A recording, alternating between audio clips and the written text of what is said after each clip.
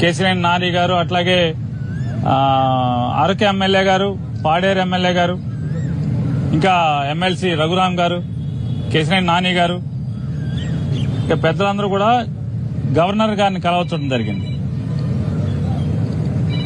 Counting అయిపోయిన తర్వాత, ఎన్నికల లెక్కింపు అయిన తర్వాత ఈ ఆంధ్రప్రదేశ్ రాష్ట్రంలో జరుగుతున్నటువంటి బీహార్ తరహా కిరాతకాలు, బీహార్ తరహా హింసా రాజకీయాలు ఇవన్నీ కూడా గవర్నర్ గారి దృష్టికి తీసుకెళ్తామైంది.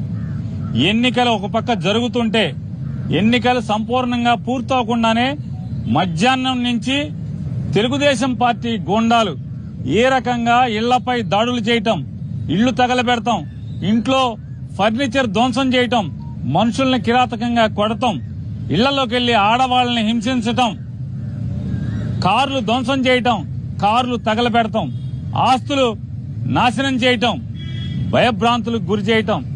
అంటే తెలుగుదేశం పార్టీ అధికారంలోకి వస్తే ఎర్ర పుస్తకంలో, అంటే ఎర్ర పుస్తకంలో ఏం రాసుకున్నారా అంటే, మేము హింస కోసమే, ఈ కక్ష తీర్చుకోవడం కోసమే, మాకు వ్యతిరేకంగా వైఎస్ఆర్ కాంగ్రెస్ పార్టీ ఎవరు జెండా పట్టుకుంటే వాళ్లనల్లా కిరాతకంగా హింసిస్తాం, వాళ్ళ ఆస్తులు ధ్వంసం చేస్తామనేటువంటి దానికోసమే అధికారంలోకి వచ్చినట్టుగా ఇవాళ వాళ్ళు ప్రవర్తిస్తున్నారు.